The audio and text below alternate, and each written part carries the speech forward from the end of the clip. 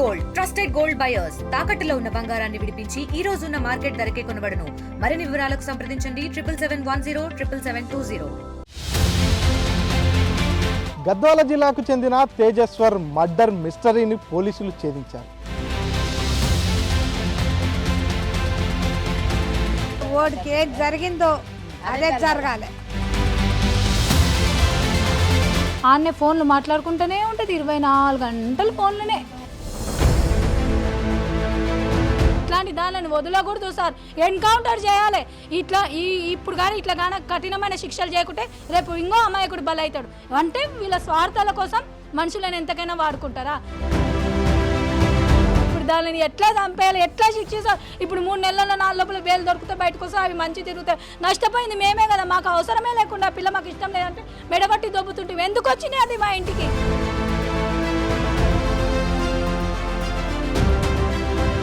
ఇటువంటి వాళ్ళని అసలు బతకనియద్దు. బతకనిస్తే ఇంకా ఎన్ని జీవితాలను నాశనం చేస్తారో వీళ్ళు. గద్వాల జిల్లాకు చెందిన తేజేశ్వర్ మర్డర్ మిస్టరీని పోలీసులు ఛేదించారు. చాలా తక్కువ టైంలోనే ఈ కేసును గద్వాల జిల్లా పోలీసులు ఛేదించడం జరిగింది. సొంత భర్తను కట్టుకున్న భార్యే పక్కా ప్లాన్ రూపొందించి హతమొందించినటువంటి ఈ ఘటన 2 తెలుగు రాష్ట్రాల్లో సంచలనంగా మారింది. అసలు ఐశ్వర్య సొంత భర్త అయినటువంటి తేజేశ్వర్ను ఎందుకు చంపాలనుకుంది? తన వివాహేతర సంబంధం ఉన్నప్పటికీ ఐశ్వర్య తేజేశ్వర్ను ఎందుకు పెళ్లి చేసుకోవాల్సి వచ్చింది? తేజేశ్వర్ను హతమొందించేందుకు సుఫారీ గ్యాంగ్తో తిరుమలరావు ఏం డీల్ కుదుర్చుకున్నాడు? ప్రస్తుతం పోలీసుల అదుపులో ఉన్నటువంటి ఆ నిందితుల దగ్గర నుంచి ఎలాంటి పరికరాలు, ఎంతమేర డబ్బును పోలీసులు స్వాధీనం చేసుకున్నారు? తేజేశ్వర్ కుటుంబ సభ్యులు నిందితులకు ఎలాంటి శిక్షలు వేయాలని డిమాండ్ చేస్తున్నారు? ఈ అంశాలపై ఆర్టీవీ ఎక్స్క్లూజివ్ గ్రౌండ్ రిపోర్ట్.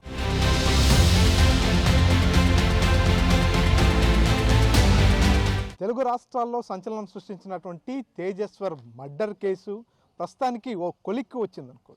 దాదాపుగా ఈ నెల 17వ తేదీన తేజేశ్వర్ ఇంటి దగ్గర నుంచి సర్వే పని నిమిత్తం బయటికి వెళ్ళిన నేపథ్యంలో కొంతమంది దుండగులు ఒక కారులో ఎక్కించుకొని తనను తీసుకెళ్ళినటువంటి పరిస్థితి. ఆ తర్వాత చూసుకున్నట్టయితే తేజేశ్వర్ కర్నూలు జిల్లాలో శవమై కనిపించినటువంటి పరిస్థితి. అప్పుడు అనుమానాస్పద మృతిగా కేసు నమోదు చేసినటువంటి పోలీసులు ఈ కేసును విచారణ చేపడుతున్నటువంటి నేపథ్యంలో పూర్తిగా విస్తుపోయే నిజాలు బయటపడ్డాయి. కట్టుకున్న భార్యే భర్త పాలిట యమపాశమైనటువంటి విషయాన్ని తెలుసుకున్నటువంటి ప్రజలంతా కూడా పూర్తిగా ఈ ఘటనపై చర్చనీయాంశంగా మారినటువంటి పరిస్థితి. ప్రస్తుతం మనం గద్వాల జిల్లా కేంద్రంలోని గంట వీధిలో ఎవరైతే మృతుడు తేజేశ్వర్ ఇంటి దగ్గర ఉన్నాం. పూర్తిగా తేజేశ్వర్ చనిపోయి దాదాపుగా ఈ రోజుకు కూడా 10 రోజులు కావస్తున్నటువంటి పరిస్థితి. వారి ఇంటి దగ్గర విషాద ఛాయలు అలుముకున్నాయి. తన కుమారుడు ఇకపై తిరిగి రాని లోకాలకు వెళ్ళిపోయాడు అనేటటువంటి వార్తను ఇప్పటి వరకు కూడా ఆ తల్లిదండ్రులు జీర్ణించుకోలేకపోతున్నారు.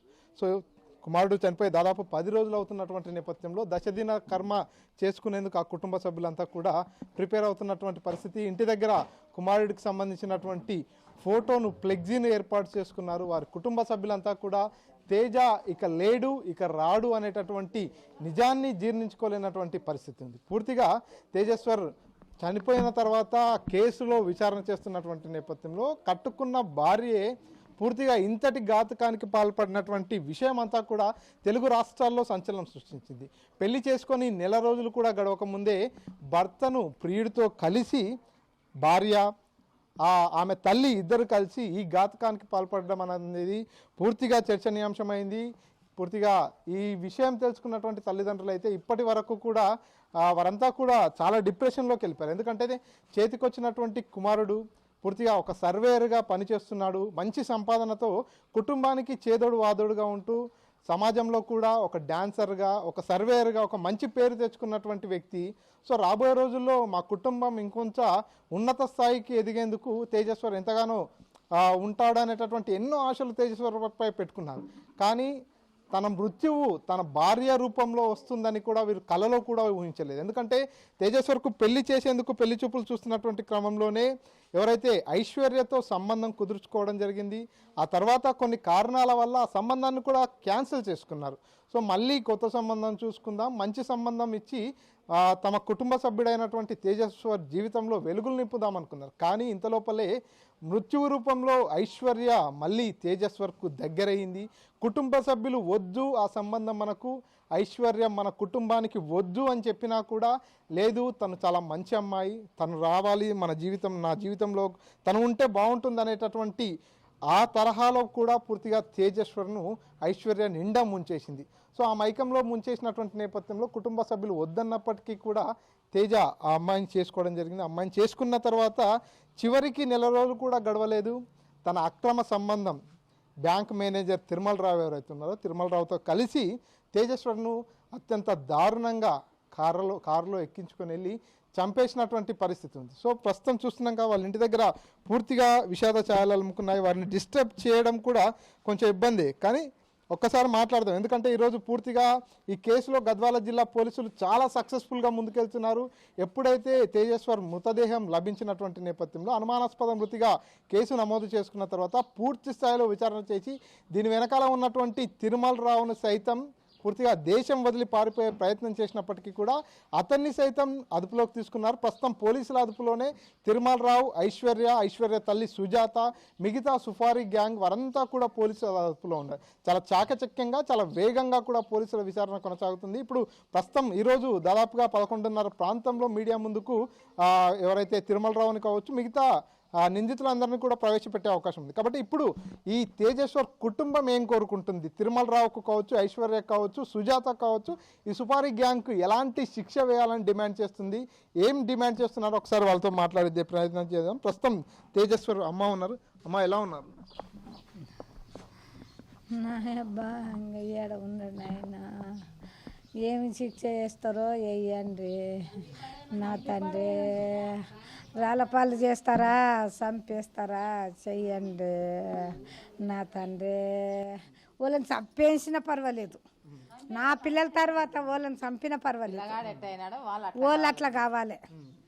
నా పిల్లగాడు వాళ్ళు అట్లా కావాలి. నాకు దైనం అమ్మాయికుడు నాయనా, ఓడు గట్టి మంచి కాడు నాయనా, అందరితోన క్లోజ్గా ఉండే మంచి ఓడు ఇట్లకెళ్ళ నల్ల అడుగు, ఒక్కరితోన మాట్లాడేటోడు కాడు. ఓ నీ చంపనికి ఏం అవసరం, ఓడికి ఏం జరిగిందో అదే జరగాలి. అంటే తేజస్వర్ను ఇంటి దగ్గరికి వచ్చి సర్వే చేయాలనేటటువంటి మాట చెప్పి కారులో ఎక్కించుకెళ్ళదు. అప్పుడు తేజస్వర్ మీతో మాట్లాడా కారు ఎక్కడానికి ముందు మీతో? కారు కాదు, బండి పొద్దుగాల 10 గంటల లోపట్నే వాళ్ళ నాయనకు టిఫిన్ తెచ్చిచ్చిండు. వాళ్ళ నాయనకు టిఫిన్ తెచ్చిచ్చిండు, ముగ్గురికి టిఫిన్లు తెచ్చి టేబుల్ పైన పెట్టి, నేను డ్యూటీకి పోతుండే 20లకు అని బండి తీసుకొని మళ్ళీ ఆయన తిన్నాడో తినలేడో మనకు తెలియదు. నేను బాత్రూమ్కు పోయింటి, నేను కలవలే. వాళ్ళ నాయనకు చెప్పిండు, నేను పోతున్నా, అమ్మ ఏడ ఉందంటే బాత్రూమ్ పోయింది స్నానానికి ఏమో అని అంటే, నేను పోయి వస్తా డాడీ, నేను డ్యూటీ పోతున్నా అంటే, ఈయన నేను అడుగుతుంటే తిన్నవా లేదా అని అడుగుతుంటే, నేను ఆ రోజు అక్కడ పోయిన దానికి అడగలే, పోయి వస్తామని చెప్తుండే. నేను ఆ రోజు ఉంటాడు కదేమో అని నేను దబ్బున వెళ్ళిపోయినా, స్నానానికి వెళ్ళిపోయినా. పోయి వచ్చేటాలకే టిఫిన్ ఆడ పెట్టిండు, బండి తీసుకొని వెళ్ళిపోయిండు. బండి తీసుకొని పోయి బంగ్లాకాన్నే ఏమో అందరు కలిసిండ్రో, మళ్ళీ ఆడ కలిసిండ్రో ఏడ కలిసిండ్రో, బంగ్లాకాన్నే బండి పెట్టిండు, నేను తీసుకుపోయి. చివరిసారిగా మీతో ఎప్పుడు మాట్లాడాడు? మామూలుగా మీ దగ్గర ఎట్లా ఉంటుండే మీ కొడుకు? మంచిగా ఉంటుండే. నేను తిట్టిన, ఏం తేజు మీరు ఇట్లా చెయ్యొద్దండి అది ఇది అంటే, లేదమ్మా ఏం చెయ్యను, మనం చేసే డ్యూటీ మనం చేయాలి కదమ్మా, ఇంటికాడ ఉంటే ఎట్లయితుంది అని అంటుండే. ఇలా ఉండు, ఇంటికాడ ఏమి చేయాలని ఏముంది అన్న కూడా పోవాలి కదమ్మా, మనం చేసే డ్యూటీ మనం చేయాలి కదా అని ఈ మాట చెప్తుండే. డ్యూటీకి 20లకు పోతున్నా అని చెప్పిండు.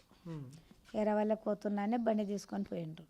మధ్యలో ఏం జరిగిందో నాకు తెలియదు, అక్కడ ఆపింది తెలియదు. పెళ్ళానికి ఫోన్ చేసిండు, పెళ్ళానికి ఫోన్ చేసి అన్నం పప్పు చేయి నేను వస్తుండా తింటా అన్నాడు. మళ్ళీ కొద్దిగా చేసినాక ఆమె మళ్ళీ ఫోన్ చేసిందంట. అన్నం పప్పు చేసినా రా అని ఫోన్ చేస్తే స్విచ్ ఆఫ్ వచ్చిందంట. స్విచ్ ఆఫ్ వస్తే మళ్ళా నాకు చెప్పలే ఆమె స్విచ్ ఆఫ్ వస్తుందని చెప్పలేదు. చెప్పకుండా రూమ్లో పోయి పండుకున్నది. చెప్పకుండా రూమ్లో వండుకొని సాయంత్రం 5:30కు అట్లా ఫోన్ వస్తలేదు, స్విచ్ ఆఫ్ వస్తుందని వాళ్ళ మామకు చెప్పింది. స్విచ్ ఆఫ్ వస్తుంది మామయ్య, ఫోను తేజ ఫోన్ ఎత్తుతలేడని ఆయనకు చెప్పింది. ఆయన ఉండి ఇట్లా స్విచ్ ఆఫ్ వస్తలేదంట పిల్లగానికంటే ఒకటే ఫోన్ కొట్టినా. నా ఫోన్ నా చిన్న ఫోన్తో నా ఫోన్ ఎత్తుతాడు, ఎవరు ఫోన్ ఎత్తకుండా నా ఫోన్ ఎత్తుతాడు. ఏమైనా పని ఉంటే కొంచెం ఆగమా, నా పని చేసుకొని నీతో మాట్లాడుతూ అంటుండే. ఊకుంటేనేమో మాట్లాడుతుండే. ఫోన్ చేస్తూ ఉండా తెల్లాలు చేసుకుంటూనే కూర్చున్నా. ఈయనే కూర్చున్నా తెల్లాలు ఫోన్ చేసుకుంటా కూర్చున్నా.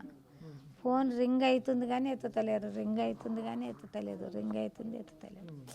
నా కొడుకుని పిలిపించుకున్నా, నా పెద్ద కొడుకుని పిలిపించుకున్నా. తమ్ముడు కనబడతలేడు, రా నేను ఒకదాని ఉండ ఇంట్లో, నేను మీ నాయననే.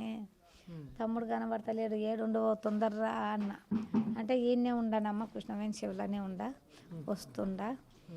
వస్తా కొంచెం 5 నిమిషాలు వస్తుండ, ఆడ పని చేస్తుండ, ఆ పని చేసి వస్తుండ అన్నాడు. వాళ్ళ పని చేసి ఇచ్చి వచ్చిండు కృష్ణవేణి శివుల. చేసి వచ్చి ఏం సంగతి అమ్మ అని అడిగిండు. తమ్ముడు కనబడతలేడు, స్విచ్ ఆఫ్ వస్తుంది, ఎట్లా వాళ్ళ దోస్తులకన్నా ఫోన్ చేయి, వాళ్ళన్న కనుక్కుంటారు అని అడిగినాను. వాళ్ళ దోస్తులకు కూడా చేస్తాలే అమ్మ అన్నాడు. ఆయన దోస్తులు ఎవరెవరు ఉండరో వాళ్ళకి చేసిండు. మీ తమ్ముడు పెళ్లి చేసుకున్నప్పటి నుండి మాతోన కలుసుతానే లేడు, మాతోనికి వస్తలేడు, మాట్లాడతలేడు. ఏడు ఆ పిల్లగాడు వచ్చుకోము మీ ఇంటికానే చేరుతున్నాడు కానీ మాతోన కలుసుతలేడు తేజ. ఫోన్ చేస్తే కూడా ఎత్తుతలేడు ఎందుకో ఈ మధ్యలో అని వాళ్ళు చెప్పిండ్రు, ఆ పిల్లలు చెప్పిండ్రు. ఈడు పోయిండు మళ్ళీ ఈ పిల్లగాడు. మళ్ళీ పోతే ఆడు డీజే వాళ్ళ మేనమామ వచ్చిండు. మళ్ళీ వాడు పోయినాక అక్కడ పోయి చూడని కనిపోయిండు. వాళ్ళ మేనమామ వచ్చిండు, ఒక 2-3 ఎత్తుకొని. ఈయనే కూర్చున్నా నేను. వాళ్ళ కోడాలు లోపలికి వెళ్ళి ఊరికొచ్చే వాళ్ళ మామ చెటాలకు వచ్చి ఈడ కూర్చొని ఎక్కడ పోయినట్లంట అన్నాడు. మాకు తెలియదు నాయన అని ఆ పాపనే చెప్పా. అన్నీ ఆ పాపనే చెప్పేసినాక కూర్చున్నాక కనపడలేదు. మళ్ళీ ఎట్లా అంటే మళ్ళీ వాడు వచ్చి పోయేటప్పుడు పోతున్నాడు అన్నమాట. అన్నీ మాట్లాడి పొద్దుగాల చూసుకుందాం కానీలే, ఇప్పటికి ఉండని, పొద్దుగాల దేవులాడదాం, ఇప్పుడు దేవులాడితే తేడ దొరుకుతాడు అని పోయి బంగ్లాకాడ మా బండిని గుర్తుపట్టిందంట ఆయన. బంగ్లాకాడ మా బండి గుర్తుపట్టి మళ్ళీ నా పెద్ద కొడుకు ఫోన్ చేసిండు. బంగ్లాకాడ మీ బండి ఉంది చూడు తేజది, బంగ్లాకాడనే ఉందని మళ్ళీ ఆయననే చెప్పిండు. అంటే ఇప్పుడు తేజ ఇంటి నుంచి వెళ్ళిపోయిన తర్వాత ఆ అమ్మాయి మీతో పాటే ఉంది. సో ఈ మర్డర్కి అంతా కూడా ఆమెనే ప్లాన్ చేసినట్టు కూడా పోలీసుల విచారణలో తెలుస్తుంది. ఎట్లా ఉంది ఆమె వెళ్ళిపోయిన తర్వాత? ఇప్పుడు తేజ కనిపించినప్పుడు కొంత భయపడ్డట్టు కానీ ఏడ్చినట్టు కానీ గట్టిగానే ఉంది, ఏం బాధపడతలేదు. ఆమె బాగానే ఉంది, స్ట్రాంగ్ ఉంది. బయట నుంచి తెప్పించుకొని తిన్నారు. ఎన్ని రోజులు ఉంది అంటే మామూలుగా తేజ ఇంటి నుంచి వెళ్ళిపోయిన తర్వాత అక్కడ చనిపోయిన విషయం మీకు కొంచెం లేట్గా తెలిసిందిగా, ఆ విషయం తెలిసేంత వరకు మీ కోడలు మీ దగ్గరే ఉందా లేకపోతే? దగ్గరనే ఉంది. ఆ అమ్మాయి మా తమ్ముడు మంగళవారం మిస్ అయితే మేము బుధవారం రోజు ఉదయం 10 గంటలకు కంప్లైంట్ ఇచ్చినాం. మీరు తేజ అక్క నేను మా తమ్ముడు సార్. అయితే బుధవారం రోజు 24 గంటల లోపలనే కంప్లైంట్ ఇవ్వాలి అంటే మేము ఇంకా తమ్ముడు రాకపోయే కదా, ఒక రోజు అయిపోతుంది, ఏమైనా పోలీసు వాళ్ళకన్నా చెప్తే ఏమన్నా దేవులాడుకొని తెచ్చిస్తారు కదా అని మేము 10 గంటలకు మళ్ళీ రోజు బుధవారం రోజు 10 గంటలకు కంప్లైంట్ 10-11 గంటలకు కంప్లైంట్ ఇచ్చినాం సార్. మంగళవారం వెళ్ళిపోయిండు. అయితే బుధవారం రోజు ఇచ్చేసరికి మళ్ళీ గురువారం రోజు పోలీస్ వాళ్ళు ఇంటికి వచ్చిన తర్వాత అడిగినారు, ఒక నార్మల్గా అడిగినారు. శుక్రవారం రోజు ఫోన్స్ అన్ని తీసుకొని చెక్ చేసిన తర్వాత శనివారం రోజు వచ్చి అందరినీ తోలుకొని పోయిండ్రు సార్. ఎక్కడికి? పోలీస్ స్టేషన్కి. వాళ్ళ పాపని వాళ్ళ అమ్మని, మా అమ్మని కూడా తీసుకుపోయినారు. కొంచెం ఎంక్వైరీ చేసి మా అమ్మని పంపించినారు. ఇంకా ఆ రోజు నుంచి పాప ఇంకా పోలీస్ కస్టడీలోనే ఉంది. వాళ్ళు ఏం విచారణ చేసిండ్రో వాళ్ళకి ఏం తెలిసిందో మాకు నిజంగా తెలియదు. ఆ రోజు శనివారం రోజు వచ్చి తీసుకుపోయినారు. ఆ పాప ఇంకా అక్కడనే ఉంది, ఇంకా ఇంటికి రాలే. అంతవరకు మేము ఏమనుకున్నామంటే ఆ పాపను ఏమనకూడదు, ఎవరికి తెలుసు అతడు ఎక్కడ పోయిండో ఏం ఇన్ఫర్మేషన్ రాలేదు కాబట్టి మేము ఆ పాపను కూడా ఏమనలే. నేనేమన్నా అంటే బట్టలు తెప్పించుకుంటే మా తమ్ముడు పోయిన 3 రోజులకు బట్టలు తెప్పించుకున్నావు పాప, అంతకుముందు ఏం వేసుకుంటుంటే అంటే ప్యాంట్ షర్ట్లు వేసుకుంటుంటే అంటే కొత్తగా పెళ్ళి ఆయన అమ్మాయి చీర కట్టుకుంటుంది, లేకపోతే నీకు అంత నచ్చుకుంటే పంజాబ్ డ్రెస్లు వేసుకోవాలి, కానీ అత్తమామ ఉన్నప్పుడు ప్యాంట్ షర్ట్లు ఎందుకు వేసుకున్నావు అని నేను కొంచెం గట్టిగా మాట్లాడినా. మా తమ్ముడు పోయిండు, నీకు ఆ బాధనే లేదు, నీకు బట్టల బాధ ఉందా, బట్టలు ఇప్పుడు తెచ్చుకున్నావు అని గట్టిగా మాట్లాడేసరికి నేను వెళ్ళిపోతా, కర్నూలుకి వెళ్ళిపోతా, నాకు వద్దు, నేను ఉండను అని గట్టిగా మాట్లాడింది. నాకు ఇష్టమే లేకుండే మా అమ్మ వాళ్ళే బలవంతంగా చేసినారు అది ఇదని అనేసరికి నేను మా తమ్ముడుండి ఆ పాప వెళ్ళిపోతే కష్టం, మళ్ళీ మాకు మా తమ్ముడు లేడు అని. మా తమ్ముడు ఏమన్నా వద్దమ్మా నువ్వు ఇప్పుడు ఎక్కడ వెళ్ళిపోకు, నిన్ను ఎవ్వరేమేమనము, మా తమ్ముడు వచ్చినాక మీరు ఇద్దరు ఏం మాట్లాడుకుంటారో మాట్లాడుకొని డిసైడ్ చేసుకోండి, కానీ అంతవరకు నువ్వేం వెళ్ళిపోవద్దు, నిన్నేమనము మేమేమనము, ఏం జరిగిందో తెలియని ఫస్ట్ పోలీసు వాళ్ళు కంప్లైంట్ ఇచ్చి వచ్చినాము అని మా తమ్ముడు పెద్ద తమ్ముడు అన్నాడు. అన్నాక పాప ఇంకా మాట అన్నామని అన్నం తినలేదు, ఏం తినలేదు, ఒక దోశలు ఒక్కటి తెచ్చుకో బయట ఆడికైనా మేమైనా తినమ్మా తిను, ఎందుకు అట్లా తినకుండా ఉంటావు, ఏమన్నా నీకు నీరసం వచ్చి పడితే ఆల్రెడీ మా తమ్ముడు కనిపిస్తలే టెన్షన్లు ఉన్నాము, మళ్ళీ మేము ఎక్కడ పోవాలి నీకేమన్నా అయితే అని అంటే తినను, నాకు అలవాటే, నేను తినను అన్నది. సరే ఇంకా నీ ఇష్టం ఏదో చెప్పిన అయినకుంటే ఇంకా నీ ఇష్టం అని ఇంకా మేమేం పట్టించుకోకుంటే ఉంటే దోశలు తెప్పించుకొని తిన్నారు. 3 రోజులు అయింది సార్, స్నానం చేస్తలేదు, జడ వేసుకుంటలేదు, అసలు రూమ్లోకి వెళ్ళి బయటికి వెళ్తలేదు, జైల్లో ఉన్నట్టు ఆ రూమ్లో లైట్ వేసుకున్నది, వాళ్ళ చిన్నమ్మని వాళ్ళ బాబాయిని పెట్టుకుంటుంది, ఆడనే ఫోన్లు మాట్లాడుకుంటూనే ఉంటుంది 24 గంటలు ఫోన్లోనే. ఆ ఫోన్లో ఏం అంతగానే ఏముంటాయి ఫోన్లని, కానీ నేను అడిగిన మా అమ్మతోనే మాట్లాడుతున్నా, మా అంచిచేట మా అమ్మతోనే మాట్లాడుకుంటే నేను ఎవరికి చెప్పుకోవాలి, మా అమ్మ ఉన్నదే నాకు ఒకటి, మా అమ్మకి చెప్పుకుంటా నేను అని దబాయించింది మమ్మల్ని. నోరు ఇట్లా ఒక్క మాట అననీయకుంటుంది, ఇట్లా ఇదే ఎప్పుడు అనలేము, నెలనే అయింది కదా అని ఎప్పుడు ఏమనలేము. మొన్ననే బట్టలు తెప్పించుకుంటే ఎందుకు ఇప్పుడు తెప్పించుకున్నావు పెళ్ళి మా తమ్ముడు పోయిన 3 రోజులు కానీ ఒక మాట అడిగిన. కానీ వీళ్ళు ఇంత మాకు అసలు ఇష్టం లేకుండా సార్ ఆ పాపని చేసుకోవడం, ఎందుకంటే ఒకసారి వెళ్ళిపోయింది కాబట్టి మాకు కొంచెం డౌట్గానే ఉండే, బ్యాడ్గా స్ప్రెడ్ చేసినారు, చెప్పినారు మా తమ్మునికి మాయమాటలు చెప్పి చేసుకుంది సార్. వాళ్ళే ఎంబడిపడి ఇచ్చినారు, వాళ్ళే ఫస్ట్లో సంబంధం కూడా మాకు ఇష్టమే లేకుండే, జంషెడ్ ఎందుకులే మాకెందుకంటే వాళ్ళ మేనమామని ఎంబడిపడి వారం రోజులు తిరిగి ఒప్పించి మా తమ్మునికి కూడా ఇష్టం లేకుండే ఒప్పించి కుదిరించి ఇది చేసి మళ్ళీ వెళ్ళిపోయి మళ్ళీ వచ్చి మా తమ్మునికి మాయమంటలు చెప్పి చేసుకుని ఏం అన్యాయం సార్. ఒక మంచి పిల్లగాన్ని ఇంత ఘోరంగా చేసి పెట్టిండ్రు. వాడు అభం శుభం మెరుగని అమాయకుడు. మాకు ఇష్టం లేదు, మాకు పెళ్ళైనా కూడా నాకు ఇష్టం లేదు మీ తమ్ముడు అంటే మేమే పంపిస్తుంటాం సార్. ఇంత ఘోరమైన పరిస్థితి చేసి మా తమ్ముని మాకు లేకుండా చేసాను. మా అమ్మనైనా రోజు ఏడ్చుకొని బాధపడతాం, వీళ్ళకేమన్నా అవుతుందో నాకు భయం అవుతుంది సార్. ఇప్పుడు మా చిన్న తమ్ముడు అంటే చాలా మంచోడు, కుటుంబ బాధ్యతలు కానీ మా తమ్ముడు ఇద్దరు బాగా పట్టించుకుంటారు, వాళ్ళు కొంచెం ఎక్కువ పట్టించుకుంటుండే, మంచి చెడ్డలు చూసుకుంటుండే అని. మాకు వాడంటే చాలా బంగారం, తల్లిదండ్రులకు ₹1 ఇచ్చేటోడే కానీ అడగనే లేదు సార్, నిజం చెప్తున్నా. కానీ వాడు ఊహ తెలిసినప్పటి నుంచి తన కష్టం చేసుకోవాలి, బతకాలి, బాగుండాలి, ఒకరి దగ్గర కొట్లాటుకొని డిసిప్లిన్ సార్. ఎంత మంచోడు అంటే మీరు నిజం చెప్తున్నా సార్, ఇంత మంచి అమ్మాయికుండి ముండలు ఇట్లా చేసి పెట్టిన ఇట్లాంటి దానిలో ఏం చేయాలి సార్? దీనిలో ఏం లేదు, దిశ కేసులో జరిగింది చూడ ఆ విధంగా ఎన్కౌంటర్ చేసేయాలి. దానికి సపోర్ట్ చేసిన వానికి సపోర్ట్ చేసిన హంతకులను అందరిని ఏం సార్. ఇప్పుడు మా తమ్ముడు చనిపోయినాడు, మాకు బాధ. మా తమ్ముడు ఏం పాపం చేసిండు? మీరు మాకు ఒక ఇష్టం లేదని చెప్పింటే మేము పంపిస్తుంటే మీ దాన్ని మాకు అవసరమే లేకుంటుండే. అరే వేరే వాళ్ళని ఇష్టపడే పిల్లలు మేమెందుకు ఇట్లా పెట్టుకుంటాం సార్?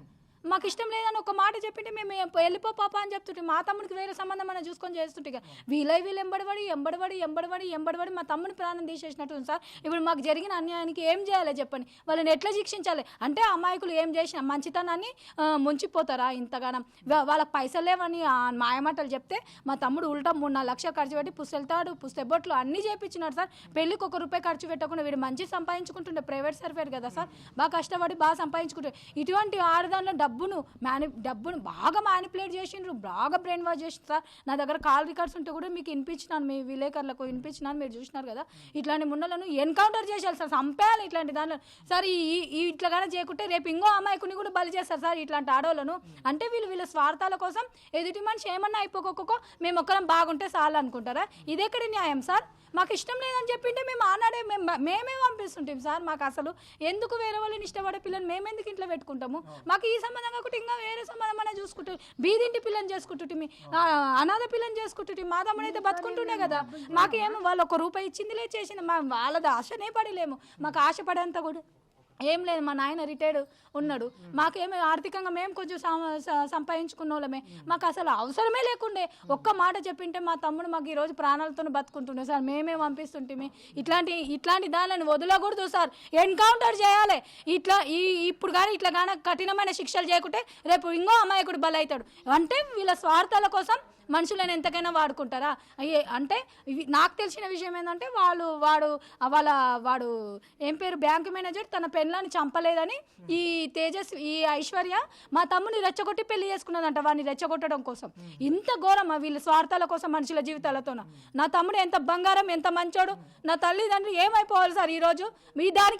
ఇది కూడా ప్రాణాలతో బతకకూడదు, వాడు కూడా ప్రాణాలతో బతకకూడదు, వానికి సపోర్ట్ చేసిన ముండా కొడుకులు కూడా హంతకులు కూడా బతకకూడదు. ఏం అవసరం ఉంది వాళ్ళకి మా తమ్ముళ్ళని జీవితాలతో ఆడుకోనికే? వాళ్ళకి ఇష్టం లేదని చెప్పితే మేమే మెడబట్టి దొబ్బుతుంటాం వాళ్ళని. మా తమ్ముడు చచ్చిపోయినందుకు మా అమ్మ రోజు ఏడ్చుకోమే. మా అమ్మకు మా నాయనకి ఇప్పుడు ఆల్రెడీ మా నాయనకు ఆరోగ్యం బాగాలేదు సార్. మా తమ్ముడు ఉన్నది ఒక్కడే. ఇప్పుడు మా అమ్మ రోజు వాళ్ళ టెన్షన్తోనే వాడు ఒక రోజు కొట్లాడినోడు కాదు సార్, అమ్మ నాయనతో ఎదురు సమాధానం ఇచ్చినోడు కాదు సార్. ఇప్పుడు ఈ పిల్ల ఒక్క విషయంలోనే ఆ పిల్ల నన్ను ఎంత ఇష్టపడుతుంది, ఆ పిల్ల నేను లేకుంటే చచ్చిపోతుంది అంటావా? నేను చేసుకుంటా, ఆ పిల్లని చేసుకుంటా, లేకుంటే లేదు నేను వెళ్ళిపోతే ఇంట్లోకి వెళ్ళి అంటే సరేలే చేసుకుంటే చేసుకోకలే మంచిగుంటే సార్లే అనుకున్నాం సార్. మీరు ముందుగా ఇదంతా కూడా అరేంజ్ మ్యారేజ్ చేద్దామని చెప్పి కూడా ప్లాన్ చేసుకున్నారు. ఆ తర్వాత అమ్మాయి వేరే వాళ్ళతో వెళ్ళిపోయింది అనేటటువంటి సమాచారంతో పెళ్లి క్యాన్సిల్ చేసుకున్నారు. మళ్ళీ ఎట్లా కనెక్ట్ అయింది అమ్మాయి? చెప్పినా సార్, నేను కాల్ రికార్డ్ వినిపించిన కదా, ఆ విధంగా మాయమాటలు చెప్పేసరికి మా తమ్ముడు అరే పిల్ల ఆర్థిక ఇబ్బందులతో నేను బయటికి వెళ్ళిపోయినా, మా అమ్మ నన్ను ఒకటే టార్చర్ పెడుతుంది, నాకు మా అమ్మ అంటే ఇష్టం లేదు, మా అక్క అంటే ఇష్టం లేదు, మా అక్క నాకు చెంపచారాలు కావాలి, బట్టలు కావాలి, చీరలు కావాలి, బట్టలు కావాలి, ఎప్పుడు డబ్బుల పిచ్చి మా అక్కకు, మా అమ్మకు ఒకటే టార్చర్ పెడుతుంది, ఈమెనేమో మా నన్ను సతాయిస్తుంటుంది, నేను ఎక్కడి నుంచి దేవాలా డబ్బంతా అది ఇదని మా తమ్ముడికి మాయమాటలు చెప్పింది బాగా. అయితే మా తమ్ముడు అయ్యో ఆర్థికంగా ఇబ్బంది, నాకైతే ఒక పైసా అవసరం లేదు, నువ్వు మంచి పిల్ల నా దగ్గర హ్యాపీగా సుఖంగా ఉంటా అంటే నేను నాకు అట్లా ఏం ఇబ్బంది లేదు, నీకు నేనంటే ఇష్టం ఉంటే నాకేం ఇబ్బంది లేదని మా తమ్ముడు అన్నాడు సార్. అంటే నువ్వు అంటే నాకు చాలా ఇష్టము, నేను అంత ఇష్టపడ్డావు, నాకు వచ్చే భర్త, నన్ను అర్థం చేసుకున్న భర్త వస్తే చాలు, నేను అతనికి తగ్గట్టుగా అతను నాకు తగ్గట్టుగా ఉంటే చాలు, మనకు ఎవ్వరు వద్దు, మన ఇద్దరిని వీడదీస్తే అంతకన్నా పాపం లేదని ఇవన్నీ చెప్పడం అవసరమా? చెప్పినోద్దా నువ్వు? సరేలే ఏమో జరిగింది, ఇప్పుడన్నా మంచిగా ఉండి పద్ధతిగా ఉండి సంసారం చేసుకోవచ్చు కదా. చేసుకోకుండా ఇట్లా ప్లానింగ్ వేసి నా తమ్ముడు చంపుతుంది. ఈరోజు నా తమ్ముడి ప్రాణాలు నాకు కావాలి, తెచ్చేయమని చెప్పండి సార్. ఏం చేస్తారు? నా తమ్ముడు లేకుంటే మా అమ్మనైనా ఇప్పుడు ప్రాణాపాయ స్థితిలో ఉన్నారు, ఘోర ఏడ్చుకుంటూనే ఉన్నారు. వాళ్ళకి ఏమైపోతుందో సార్, ఏజ్ అయిపోయింది. మా నాయన చూడండి సార్, ఆడ ఎంత కర్ణ కఠోరంగా బాధపడుతున్నాడు, రోజు లేచి ఏడుస్తున్నాడు. పొద్దున్న లేచి మా నాయన చిన్న తేజ అని మా అమ్మ ఏడుస్తుంది, మా నాయన నాకు ఊరికి పోనీకే కూడా మనసు దాకా అట్లనే ఉన్నాయి. ఈడ నాకు స్కూల్ పిల్లలు స్టార్ట్ అయినాయి. ఈ పిల్ల చేసిన కంపకు నా తమ్ముడు సార్ ఇంటి కోసం నేను అక్క అంటే ఎంత పంచ ప్రాణాలు సార్. అక్క తమ్ముళ్ళం ఒక్కనాడు గొడవ పడిన రోజు లేదు సార్, ఒక్కరోజు అలిగిన రోజు లేదు. అక్క నాకు అది నేను కడ వెండిది బంగారుది కమ్మ, అక్క నాకు ఇక కమ్మగా పెట్టుకోవాలని ఇష్టం ఉంది అంటే నేను దొలకపోయి మా తమ్మునికి కమ్మ కడ ఎంత అపురూపంగా ఉంటుంది సార్. అక్క తమ్ముళ్ళము ముగ్గురము ఒక్కరోజు గొడవ అనే సమయంలో నా తమ్ముళ్ళు రెండు కళ్ళలాగా ఉంటుంది, ఒక కన్ను పోయింది, ఇప్పుడు ఒక కన్నుతో నాకు చాలా బాధ భరించుకోలేకపోతున్నా సార్. ఇటువంటి దానిలకు డబ్బుల కోసం ఆటాడుకునే దానిలకు ఏ ఎమోషన్స్ ఉండవు సార్, ఏ ఎమోషన్స్ ఉండవు దీనిలకు. మనుషులతో మంది జీవితాలతో ఆడుకునేటోళ్ళకి ఏ ఎమోషన్స్ ఉండవు. మా తమ్ముడు నీ జీవితాన్ని నాశనం చేసి సర్వనాశనం. ఇప్పుడు మేము ఎట్లా బతకాలి సార్? మంచిగా చెడ్డ చేసుకునేటోడు వాడు, ఆదేరు వాడు. మాకు మా అమ్మ నాయన ఇప్పుడు ఎట్లా బ్రతుకుతారు, ఎవరు చూసుకుంటారు? ఏం లేదు సార్ మాకు. ఇప్పుడు మా తమ్ముడిని ఇప్పుడు దానిని ఎట్లా చంపేయాలి, ఎట్లా శిక్షిస్తారు? ఇప్పుడు 3 నెలల్లో 4 లోపల బేలు దొరికితే బయటకు వస్తే అవి మంచి తిరుగుతాయి. నష్టపోయింది మేమే కదా, మాకు అవసరమే లేకుండా పిల్ల మాకు ఇష్టం లేదంటే మెడబట్టి దొబ్బుతుంటే ఎందుకు వచ్చినాయి అది మా ఇంటికి? ఒక్క మాట, నాకు మీ తమ్ముడు అంటే ఇష్టం లేదని చెప్పిన నేను మా అమ్మ మా వాళ్ళు ఏం పెద్దగా గొడవలకు పోయేటోళ్ళు కాదు సార్. ఇంకా నేనేమన్నా మాట్లాడుతూ కొంచెం నేనే మాట్లాడతా, కానీ వాళ్ళు ఎంత అమాయకంగా ఉన్నారు చూడండి సార్. మీరే ఎంత మంచోళ్ళు వాళ్ళు. నాకు మీ కొడుకంటే ఇష్టం లేదని అంటే మేమే పంపిస్తుంటాం సార్. నా తమ్ముడు ఇప్పుడు ఏమైపోయిండు, నా అమ్మ నాయన ఏమైపోతారు సార్? ఇప్పుడు మేము ఎట్లా బ్రతకాలి సార్? మా తమ్ముడు లేకుండా భూమి మీద ఇట్లా వీళ్ళని మాత్రం దిశ సంఘటన జరిగినట్టుగా ఎన్కౌంటర్ చేశారు సార్. బతకకూడదు సార్ వీళ్ళు మాత్రం, నిజంగా సార్ కఠినంగా శిక్షించ. ఎందుకంటే నేను ఎందుకు కోరుకుంటున్నా ఈ మాట అంటే, రేపొద్దున ఇంకొక అమ్మాయికుడు బలి కాకూడదు సార్. వాళ్ళకు ఆధారపడి వాళ్ళ తల్లిదండ్రులు, వాళ్ళ కుటుంబ సభ్యులు, వాళ్ళందరూ ఉంటారు సార్. వాళ్ళకి ఇటువంటి ఒకసారి మనం కఠినమైన శిక్షలు చేసుకుంటే ఇంకొకరికి అట్లా చేయాలన్నా కూడా, వాళ్ళ స్వార్థాల కోసం చేయాలన్నా కూడా వాళ్ళు వెనక ముందు ఆడతారు. ఇంత ఘోరం చూడండి సార్, ఎంత స్వార్థంతోన ఒక అమ్మాయికుని జీవితాన్ని బలి చేస్తారా సార్. ఇటువంటి ఆడదాన్ని ఏం చేసినా పాపం లేదు చూడండి సార్. భగవంతుడైనా సరే ఇదే మాట మాట్లాడతానని నా మనసు చెప్తుంది సార్. భగవంతుడైనా సరే ఇటువంటి ఆడవాళ్ళని క్షమించాడు. ఎప్పుడైనా భగవంతుడు మంచితనాన్ని మంచినే ప్రోత్సహిస్తాడు, కానీ ఇటువంటి ఆడవాళ్ళని భగవంతుడు కూడా క్షమించాడు సార్. అందుకే ఇట్లాంటి దాన్ని చంపినా కూడా భగవంతుడు క్షమిస్తాడు మనల్ని. మీరు ఎన్కౌంటర్ చేసేయాలి ఇట్లాంటి దానిలో ఎంబడబడిన ఆ మొగోడిని, దానికి సంబంధించి కుట్రలు కుతంత్రాలు చెప్పి చేసిన తమ్ముడిని అంత చంపేసిన చూడు. ఆ కొడుకును ఏం పాపం చేసిండ్రా నా తమ్ముడు. నా తమ్ముని జీవితాన్ని నాశనం చేసి పెడతారు. మంచోడు నా తమ్ముడు, అమాయకుడు, 10 మందికి చేతిచ్చేటోడు సార్. అనాథాశ్రమంలోకి కూడా వేలు ఇస్తుండే సార్. ముసలోళ్ళకి కూడా ఏమైనా వచ్చి సార్ మాకు ఊకే ఏమైనా చేయండి సార్ పోదామంటే ముసలోళ్ళు కదా అని ఫ్రీగా చేస్తుండే సార్. అనాథాశ్రమంలో ఎవరైనా చేతి చాచిందంటే, ఎవరికైనా హాస్పిటల్లో కూడా సార్, ఎవరికైనా బీదోళ్ళు వాళ్ళు ఉంటే కూడా హెల్ప్ చేస్తుండే సార్. నాకు మా తమ్ముడు ఎంత బంగారం సార్. 10 మందికి హెల్ప్ చేసేటోడు, కానీ ఒక్కడిని నెత్తిన వేసుకునేటోడు కాదు సార్. తల్లిదండ్రులు అంతే ప్రేమగా చూస్తాడు, అందరిని అంతే. పెళ్ళైన తర్వాత ఎట్లా ఉంటుంది అంటే మీతో కుటుంబంతో కావచ్చు, మీ తమ్ముతో కావచ్చు, ఐశ్వర్య ఎట్లా ఉంటుంది పెళ్ళైన తర్వాత? మీరు రెగ్యులర్గా మీ తమ్ముతో టచ్లో ఉంటారు కదా, మీ తమ్ముడు ఏమైనా చెప్పేదా కంప్లైంట్స్? ఎట్లా ఉంది తమ్ముడు, మీ మరదలు ఎలా ఉంది, మీ దాంపత్య జీవితం ఎలా సాగుతుంది అంటే మన కంప్లైంట్స్ ఏమైనా వచ్చాయా? మా తమ్ముడు కొంచెం ఏంటంటే, మా తమ్ముడు గొడవలు కొట్లాటలకు పోయే మనిషి కాదు సార్. కాకపోతే మా తమ్ముడు ఏమన్నాడంటే, ఆ పాప కొంచెము మనం చెప్తే వినేటట్లుగా లేదాక, ఆ పాపను మనకు తగ్గట్టుగా మనం మార్చుకుందాము. కొంచెము బయటి ఫుడ్, KFC చికెన్లు, లెగ్ పీసులు, పిజ్జాలు, బర్గర్లు, కూల్ డ్రింకులు అవి ఇవి అవి బయటి ఫుడ్ ఎక్కువ తిందాము చేద్దాం అన్నట్టుగా ఉంటుంది. ఎవరైనా పెద్దవాళ్ళతో ఎట్లా ఉండాలి అనేది తెలియదు. ఇంకా ఏమైనా చెప్తే కూడా అర్థం చేసుకోదాక మనమే ఆమెకు తగ్గట్టుగా ఉండాలి అంటది. కొంచెం ఈ పాపను మనం మార్చుకోవాలక అని ఆ మాట చెప్పినాడు. ఆ మాట అయితే చెప్పినాడు నాకు. అంతేగాని ఈమె మీద మీ తమ్ముడికి అనుమానం రావడం కానీ, ఎవరితోనన్నా వేరే ఫోన్లు ఎక్కువ మాట్లాడుతున్నటువంటి కంప్లైంట్ కానీ అటువంటి?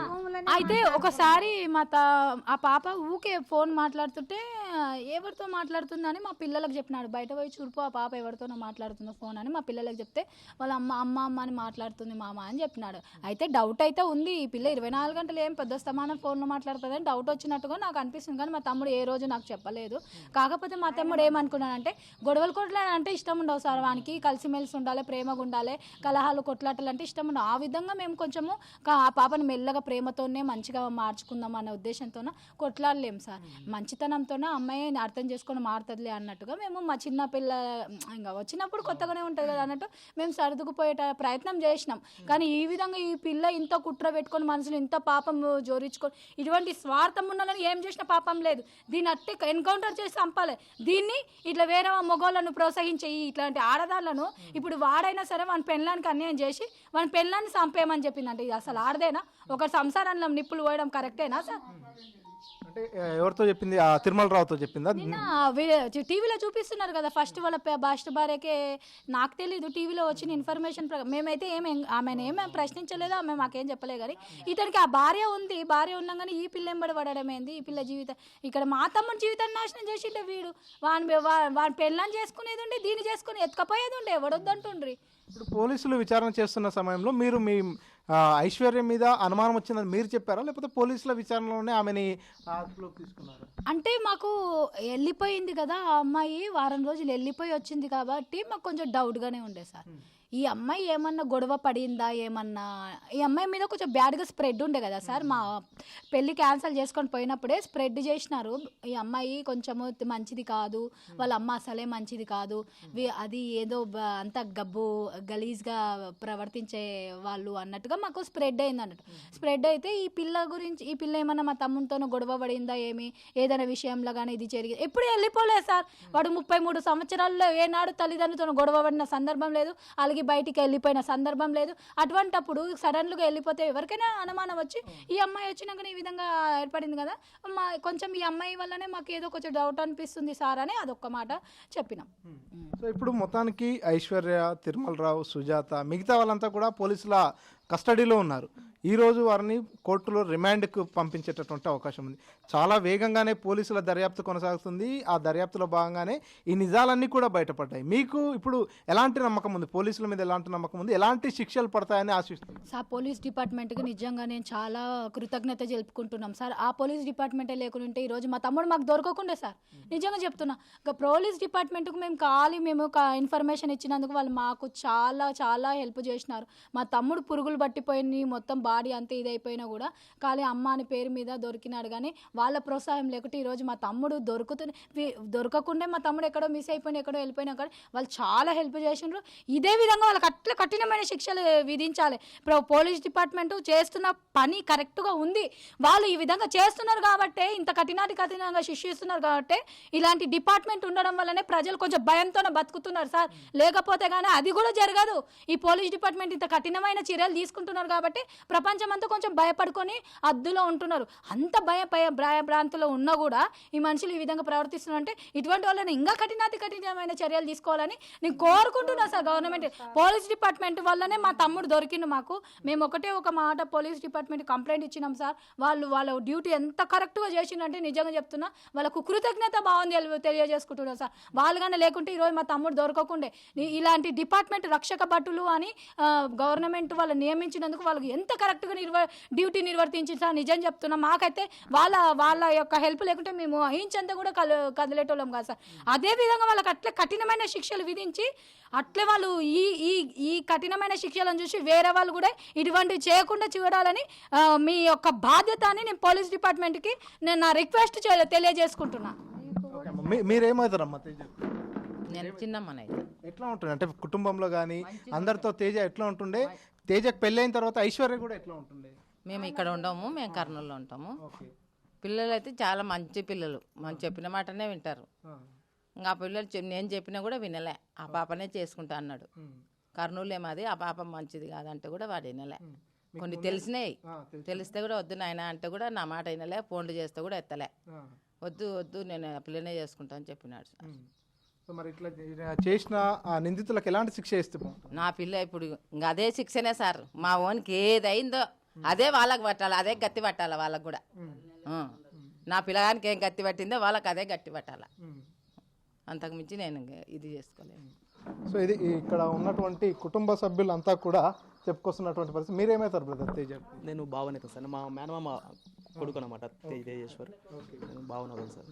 అంటే ఎట్లా ఉంటుండే చిన్నతనం నుంచి కూడా మీతో కావచ్చు, మిగతా కుటుంబ సభ్యులతో కావచ్చు, మిత్రులతో కావచ్చు, అందరితో అమాయకంగా కలిసిపోయేది? ఎందుకంటే తనని ట్రాప్ చేసి కారులో ఎక్కించుకొని సర్వే చేయించాలనేటటువంటి ఒక అబద్ధపు మాటలు నమ్మబలికించి తీసుకెళ్ళి అత్యంత దారుణంగా చంపేసినటువంటి పరిస్థితి. సో నిజంగా తేజ వాళ్ళ ట్రాప్లో పడిపోయాడా లేకపోతే ఇంకేదైనా జరిగి ఉంటుందా? మనిషికి అతి మంచితనం ఉండకూడదు సార్. అతి మంచితనం కొన్నిసార్లు ఏమవుతుందంటే మనిషిని అది చావు గడగడు తీసుకెళ్తుంది. బెస్ట్ టైం ఎగ్జాంపుల్ మా తేజనే సార్. ఎలా అంటే పిల్లలంటే ఎవరైనా ఏదైనా చెప్తుంటే కానీ వెంటనే నమ్మేస్తాడు. అంటే వాళ్ళు ఏ విధంగా చెప్తున్నారు, మనసులో ఏది దృష్టిలో పెట్టుకొని చెప్తున్నారు అది అబ్జర్వ్ చేయడు పిల్లాడు. చెప్తుంటే వాళ్ళు కూడా నిజమే కదా, హై ఉండొచ్చు కదా అని ఆ విధంగా ఆలోచించే అబ్బాయి.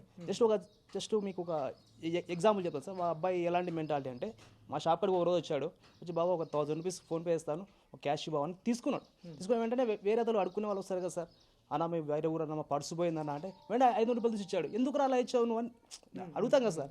అరే వాళ్ళు ఫేక్ రాలే ఏకరా అంటే లేదు బాబా నిజమై ఉండొచ్చు కదా బాబా అంటే అలాంటి క్యారెక్టర్ పిల్లాడు. అంటే అమ్మాయి వేరే వంతును వెళ్ళిపోయి మళ్ళీ తిరిగి వచ్చి వీనికి ఫోన్ చేసి లే తేజ మా ఇంట్లో భారంగా ఉండదని వెళ్ళిపోయిన తేజ అని చెప్పినప్పుడు నమ్మడానికి కారణం ఏంటంటే ఈ అతి మంచితనమే సార్. ఇలా నిజంగా అలాగా మెంటాలిటీ అంటే నార్మల్ మెంటాలిటీ అంటే కానీ నమ్మేటోడు కాదు, ఆ అమ్మాయి ట్రాప్లో పడేవాడు కాదు. కనుక అతి మంచితనం కూడా కొన్నిసార్లు మన ప్రాణానికి వస్తుంది సార్. నిజంగా సార్ అంటే నేను చిన్నప్పుడు వాడు మా దగ్గర వచ్చేవాడు. సమ్మర్ హాలిడేస్ ఉన్నప్పుడు వచ్చేవాడు. ఇక్కడ బావిలో వెళ్ళి ఈత కొట్టేవాళ్ళం. నేను నేర్పిస్తుంటే ఈత పట్టుకొని మా తమ్ముడికి కానీ మా ఈ ఇద్దరు తేజలకు కానీ నేను నేర్పిస్తాను. అది తలుచుకోలే కదా సార్, తలుచుకుంటే చాలా బాధ అనిపిస్తుంది సార్ మాకు. నిజంగా ఆ అమ్మాయికి వాడంతే అంత ఇష్టం ఉన్నప్పుడు అతను ఎందుకు పెళ్లి చేసుకోవాలి? పెళ్లి చేసుకున్నప్పుడు 15 days కూడా అక్కడే ఉంది కదా, కర్నూలులో ఉంది కదా. అటు నుంచి అంటే వెళ్ళిపోయింటే కూడా మేము పట్టించుకునే వాళ్ళం కాదు కదా.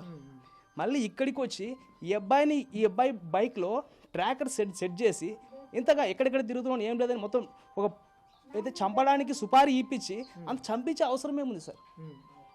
ఏదో ఒకరోజు జస్ట్ పొద్దుగాల లేచి జస్ట్ బైక్ మీద వచ్చి ఇంటికాడ వచ్చి బైక్ ఆగుతుండే బైక్ ఎక్కుతుండే వెళ్ళిపోతుండే. చంపే అవసరం లేకుండే కదా, మా కుటుంబానికి ఇంత శోకం మిగిల్చే అవసరం లేకుంటుండే కదా కదా సార్. ఆ చంపడం ఎంత ఘోరం సార్. అసలు అమ్మాయి ఎంత క్రిమినల్ కాబట్టి ఆ విధంగా ఆలోచించి చేసింది సార్. సో ఆ అమ్మాయిని మాత్రం చాలా నార్మల్గా మాత్రం వదలకూడదు సార్. అదేదో గరుడ పురాణంలో ఉంటాయి కదా శిక్షలు ఉంటాయి సార్, అలాంటి శిక్షలు ఇలాంటి వ్యక్తులకు అలాంటి శిక్షలే కరెక్ట్ సార్. మామూలుగా ఉరి శిక్ష ఇవన్నీ సరిపోవు సార్. ఎందుకంటే అంత క్రూరంగా చంపిన వ్యక్తుల్ని అంతే క్రూరంగా శిక్షించాలి. అలాంటి చట్టాలు మన దేశంలో రావాలి సార్. అప్పుడైతేనే ఇలాంటి మైండ్ సెట్ ఉన్న వాళ్ళు మారుతారు. ఇది వాళ్ళకి భయం కలిగిస్తుంది. అమ్మ నేను చంపినా నన్ను కూడా ఆ విధంగా చంపుతారు, ఆ విధంగా ఉండాలి సార్. అంటే తేజ మీతో చెప్పేవాడా ఇప్పుడు ఆయన పర్సనల్ ఇష్యూస్ కావచ్చు, ఈ అమ్మాయిని ఈ కుటుంబ సభ్యులు వద్దన్నప్పటికీ కూడా నేను చేసుకుంటానని బలవంతంగా చేసుకున్నాడు. సో ఏ విషయంలో తేజ ఆ అమ్మాయికి ఎక్కువగా కనెక్ట్ అయ్యాడు? ఎందుకు తను పెళ్ళి ఫిక్స్ అయిన తర్వాత కూడా వేరే ఒక అతనితో 15 రోజులు అట్లా బయటికి వెళ్ళేసి వచ్చిందంటే ఏ మొగాడు కూడా ఒప్పుకోడు. అయినా కూడా తేజ ఆమెను యాక్సెప్ట్ చేయడానికి అంత బలమైనటువంటి కారణం ఏం చెప్పింటుంది? ఆమె ఎందుకు అతన్ని పూర్తిగా తన మాయలో ఎలా పడేసి ఉంటుంది? మీతో ఏమన్నా చెప్పాడా? మీతో అంత క్లోజ్ ఉంటాడా? నేనైతే ఇవి నా దగ్గర ఏం చెప్పలేదు సార్. కాకపోతే నేను కొన్ని విషయాలు అడిగాను. ఎందుకు తేజ నువ్వు ఎందుకు అమ్మాయిని అంతా నమ్ముతున్నామంటే, బాబా నేను అమ్మాయిని ఫస్ట్ ఎంగేజ్మెంట్ చేసుకున్నా. ఎంగేజ్మెంట్ అంటే ఆ పెళ్ళి అయిపోయినట్టే బావా. మళ్ళీ ఒకవేళ నేను కానీ అమ్మాయిని వదిలేస్తే కానీ అమ్మాయి జీవితం నాశనం అవుతుంది. అమ్మాయికి తండ్రి లేడు బావా. ఇప్పుడు నేను కూడా ఇలా వదిలేస్తే అమ్మాయికి నేను అన్యాయం చేసిన వాడినే అవుతా కదా అని ఈ విధంగా నా దగ్గర మాట్లాడింది సార్. సో నేను ఏమనుకున్నా అంటే, సరే మంచోడే కదా పిల్లగాడు, ఇంత నమ్ముతున్నాడు కదా, ఇంత ఇష్టపడుతున్నాడు పిల్లగాడు, సరే కానిలే అని మేము కూడా మేము అందరు వ్యతిరేకించిన వాళ్ళమే సార్. కాకపోతే అంటే పిల్లగాడు అనాథగా వెళ్ళి ఒంటరిగా ఎవరు కుటుంబ సభ్యులు లేకుండా పెళ్లి చేసుకోవడం ఇష్టం లేక మా అమ్మ కానీ మా చిన్నమ్మోళ్ళు కానీ అందరు వెళ్ళి మా అత్తమామని ఒప్పించి పెళ్లి దాకా తీసుకెళ్ళిండ్రు. కానీ పెళ్లి అయినా నెల రోజులకే వాడిని ఇలా చంపుతారని అస్సలు అనుకోలేదు సార్. అది చాలా అన్యాయం సార్. అది పెళ్లి తర్వాత మీరు ఎప్పుడన్నా ఐశ్వర్యతో మాట్లాడారా?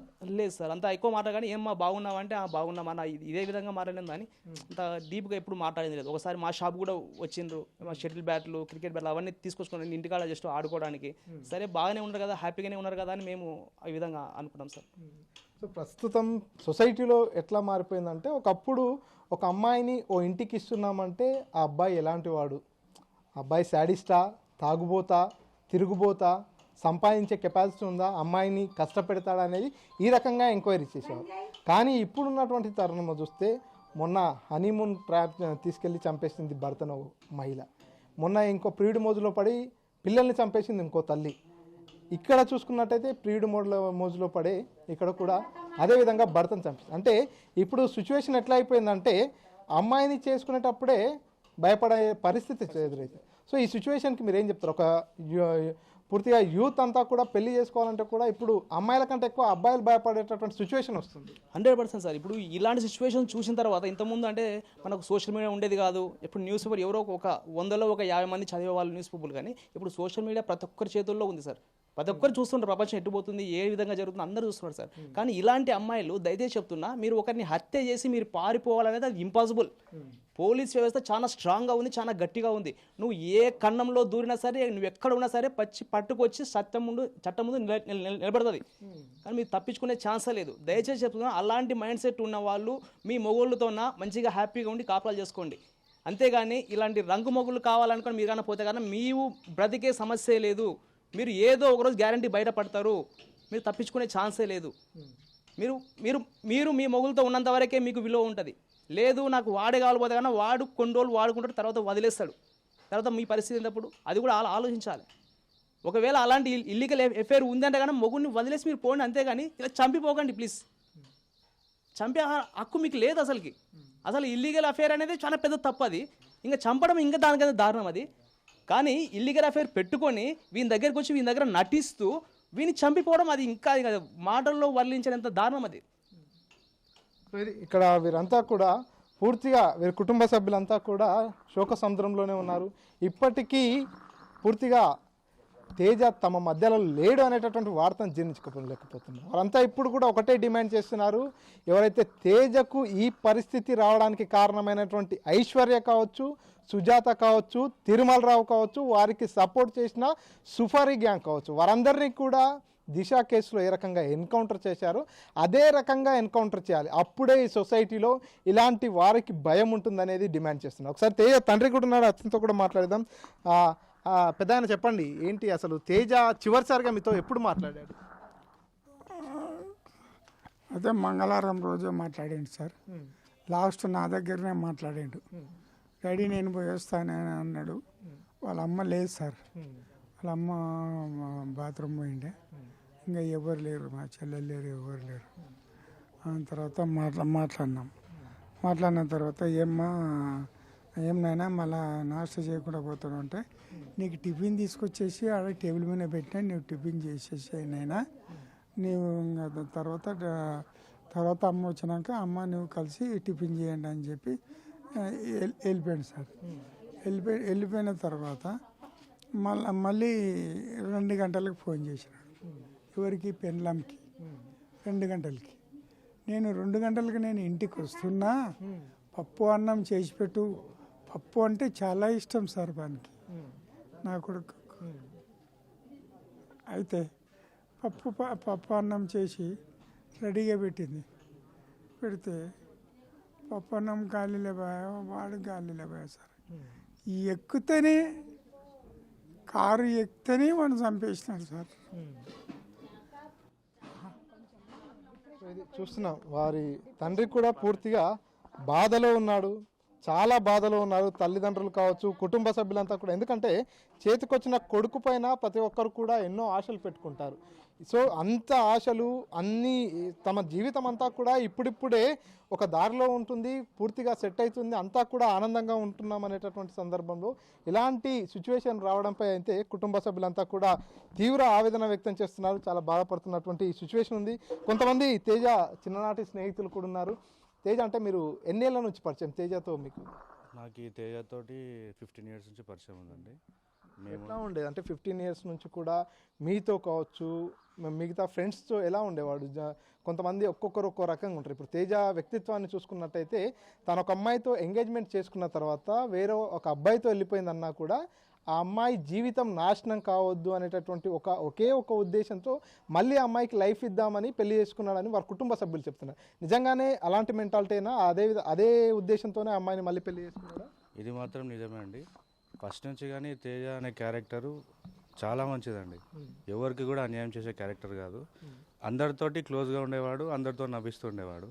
కానీ ఈ విషయం చాలా విషాదం అండి. చాలా తట్టుకోలేకపోతున్నాం మేమైతే.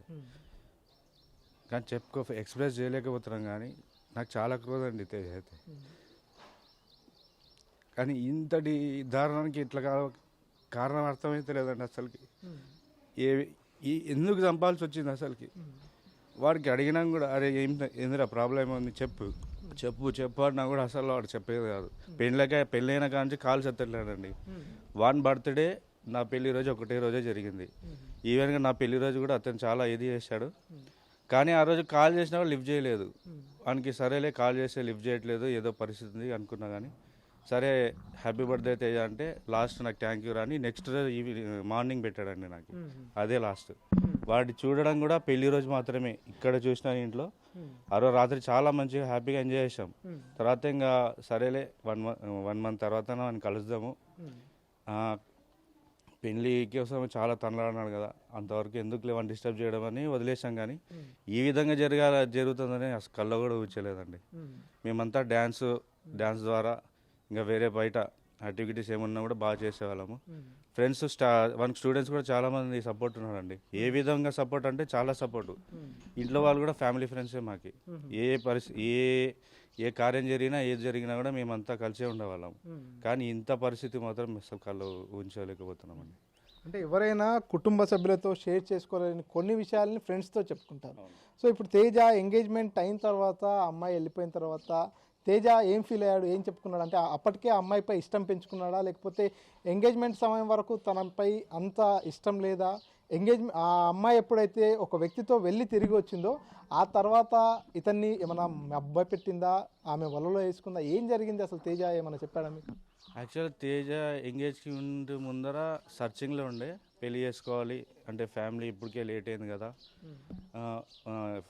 వాళ్ళ ఫాదర్ కూడా కొంచెం ఇదే ప్రాణాలు హెల్త్ బాగాలేదు కదా, ఇంటికి కూడా తోడుంటుంది కదా అన్నట్లు సెర్చ్ చేశారండి. వాళ్ళు కూడా సెర్చ్ చేశారు, మంచి మంచి సంబంధాలు వచ్చాయి. అదే టైంలోనే గద్వాల్కి దగ్గరలో జంచేడ్ అనే గ్రామం ఉంటుంది. వాళ్ళు బాగా తెలుసు అనమాట, వాళ్ళ ఫ్యామిలీ వాళ్ళు కానీ ఇది కానీ. వాళ్ళు కొంచెం మంచిగా ఉన్నారు, సపోర్టింగ్ కూడా బాగుంటుంది అన్నట్లు వాళ్ళ ఫ్యామిలీ మెంబర్లు ఒక అమ్మాయిని చూపించారు. ఏంది అంటే అమ్మాయిని ఎప్పుడో అడిగారనమాట తేజని, ఇట్లా ఉంది అమ్మాయి పెళ్లి చేసుకుంటావా లేదా అంటే, లేదు నాకు ఇంకా టైం ఉంది, నేను సెట్ కావాలి అన్నట్లు చెప్పాడు. కొంచెం సెట్ అయిన తర్వాత మళ్ళీ ప్రపోజల్ వచ్చింది, ఒప్పుకున్నారు. వాళ్ళు ఇంటికి కూడా వచ్చినారు, అప్పుడు కూడా అంతా ఒప్పుకున్నారు అనమాట. ఏమంటే బ్యాక్గ్రౌండ్ అయితే వాళ్ళ అమ్మాయికి వాళ్ళ అమ్మ ఒక్కటే ఉంటుంది, అన్న ఉంటారు. ఈ అమ్మాయి బీద కుటుంబరాలు కదా, సరే ఏదైనా అన్ని లక్షలు ఇచ్చినా ఎన్ని చేసినా ఒకరికి లైఫ్ ఇద్దామన్నట్లే మూవ్ అయినాడండి. మూవ్ అయినాడు. అమ్మాయి కూడా మంచిగానే, సరే అప్పటి వరకు ఏం కాకుండా ఎంగేజ్ అయిన తర్వాత నుంచి ఇద్దరు బాగానే మాట్లాడుకున్నారు. రోజుకు 2-3 సార్లు అన్నా 4-5 సార్లు అన్నా మాట్లాడుకునే వాళ్ళు. సడన్గా పెళ్లికి 2 రోజుల ముందర వెళ్ళిపోయింది. అదే మిస్టరీగా మారిపోయింది. లేదురా ఇది ఏదో జరుగుతుంది, వద్దు, ఇప్పుడైతే నువ్వు చేసుకున్నా కూడా అది బ్యాడ్ నేమ్ అయితే వస్తుంది. ఎక్కడ వెళ్ళినా కూడా నీ కుటుంబంలో సర్వైవ్ కాలేవు, ఏ కార్యం కూడా మీ ఇద్దరు వెళ్ళలేరు. సో వద్దు, ఇప్పటికే ఇడిచిపెట్టుకొని ఏదో మంచి సంబంధాలు వస్తున్నాయి, వచ్చాయి కూడా, అది చూపించారు కూడా, వీళ్ళు పేరెంట్స్ కూడా ఒప్పుకున్నారు. అరే సరే వచ్చింది ఇప్పుడు చేసుకో, 1 మంత్ అదే టైంకే ఏదో ఒక అమ్మాయి వస్తుంది చేసుకో అన్నట్టే కూడా వినలేదండి వాడు అసలు. ఆ టైంలోనే మొత్తం ఆ అమ్మాయి ఇది అయిపోయింది, మొత్తం ట్రాప్ చేసుకుంది. కాల్ రికార్డ్స్ కూడా వినిపించేవాడు, లేదు బుజ్జి, ఇట్లా బుజ్జి, అట్లా బుజ్జి, ఎంత నైస్గా మాట్లాడిందంటే అండి, చాలా అసలు ఏ అబ్బాయి అన్నా లొంగిపోతాడు, ఆ విధంగా మాట్లాడింది అమ్మాయి. సరే అరే ఇంత మంచి అమ్మాయి కూడా వచ్చింది కదా, మేము కూడా నమ్మాం. అరే అయిపోయింది, ఏదో ప్రెజర్ వల్ల వెళ్ళిపోయింది, కట్నం ఇవ్వలేకనో ఏదో ఒక కార్యం ఏదో అయితే ఉండొచ్చు, సరే మళ్ళీ వస్తుంది కదా అన్నా కూడా వాళ్ళు ఇంట్లో కూడా ఒప్పుకోలేదు, వద్దురా అన్నారు. టిల్ ద లాస్ట్ డేజ్ కూడా ఇక్కడ లేదు నేను చేసుకుంటాను, లేకుంటే ఇంట్లో నుంచి వెళ్ళిపోతాను అని గట్టిగా అడగడంతో వాళ్ళు కూడా ఒప్పుకోవాల్సి వచ్చింది. ఆ రోజు మార్నింగ్ కూడా పెళ్ళికి రాకూడదు అనుకున్నారు, కాకపోతే ఎవరో సొంత కొడుకు, నా తల్లి నా కొడుకు అన్నట్లు వీళ్ళిద్దరు వచ్చారు. ఏది ఇష్టం లేకుండా వచ్చారు, పెళ్ళి అయితే అయిపోయింది. కానీ ఆ రోజు నుంచి మాత్రం ఎవరు కాంటాక్ట్లో లేడు. ఎంతమంది కాల్ చేసినా ఇది చేసినా కూడా ఏదో ఒకటి సాకు చెప్తున్నాడు, కానీ అసలు కరెక్ట్ రీజన్ అయితే చెప్పట్లేదు. ఇక్కడ పెళ్ళైన తర్వాత ఇక్కడ ఉన్నాడు. నెక్స్ట్ ఒక 3 days 4 days తర్వాత కర్నూలుకి ఏమో వెళ్ళారంట. అప్పుడు నేను కాల్ చేసిన తర్వాత మామూలుగానే మాట్లాడాడు. మాట్లాడిన తర్వాత లేదురా ఇంటి దగ్గర కాలద్దారు ఎవరో పలగొట్టారు, అదేదో అర్థం కావట్లేదురా అన్నాడు. లేదురా పక్కన పెట్రోల్ బంక్ ఉంది వాళ్ళ ఇంటి పక్కనే, సీసీ క్యామ్ తీసుకొని చూడండి ఒకసారి సెర్చ్ చేయాలంటే, లేదు ఏదో గొడవ అయితే జరిగిందంట. అంటే ఇప్పుడు ఓకేనారా ఏందిరా అంటే, లేదురా నాకైతే ఓకే, నాకేం ప్రాబ్లం లేదు, అమ్మాయి మంచిగానే చూసుకుంటుంది అని చెప్పాడు. కానీ ఈ వల్ల చూస్తే ఏదో ప్లాన్గా మర్డర్ చేసినట్టునే ఉంది సార్.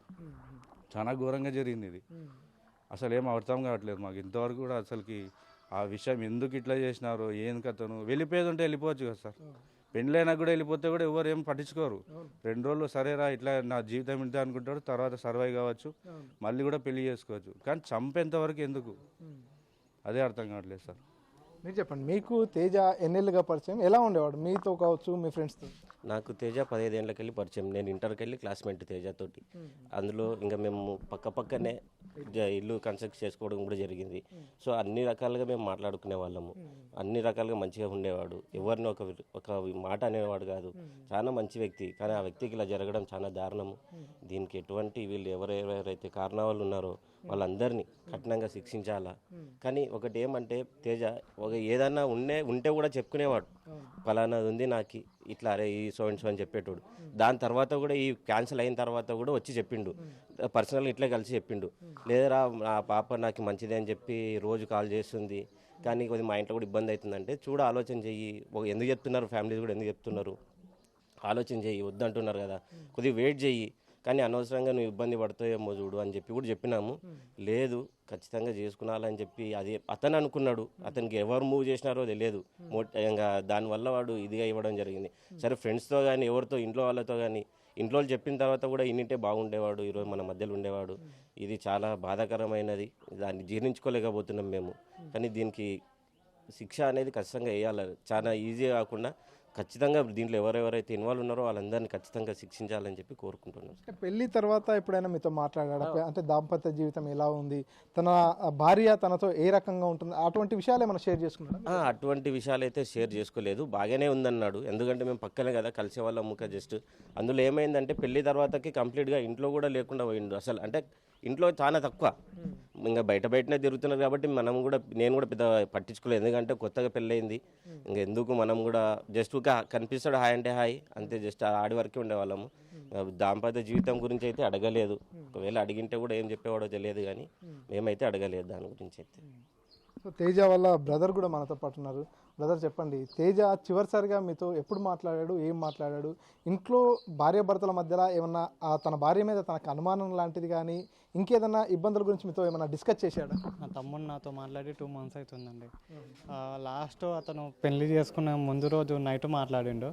అయితే ఆ రోజు కూడా మేమిద్దరం గొడవ పడ్డాం, పెళ్ళి వద్దు వద్దు అని చెప్పి. ఆయన కూడా మా తమ్ముడు వినలేదు, నాకు ఆ పిల్లనే కావాలి, నాకు చేసుకుంటా అమ్మాయిని చేసుకుంటా లేకుంటే నేను చచ్చిపోతా అని చెప్పి మా తమ్ముడు మాట్లాడిండు. అయితే నేను అప్పటికీ అపోజ్ చేస్తూనే ఉన్నాను, వద్దు మ్యారేజ్ వద్దు, ఫ్యామిలీ బ్యాడ్, ఒక్కసారిగా మ్యారేజ్ చేసుకుంటే జీవితాంతం నువ్వు తర్వాత ఏమి చేయలేవు, తిరిగి రాదు, నేనైతే ఒప్పుకోను, అసలు నువ్వు ఇంటికి తీసుకొస్తుంటే కూడా నేను ఒప్పుకోను, అంటే నేను బయటైనా బతుకుతా ఇంటికి మాత్రం రాను అని చెప్పి అలాగే మా తమ్ముడు మాట్లాడి ఆ రోజు ఇంకా మేమిద్దరం లాస్ట్.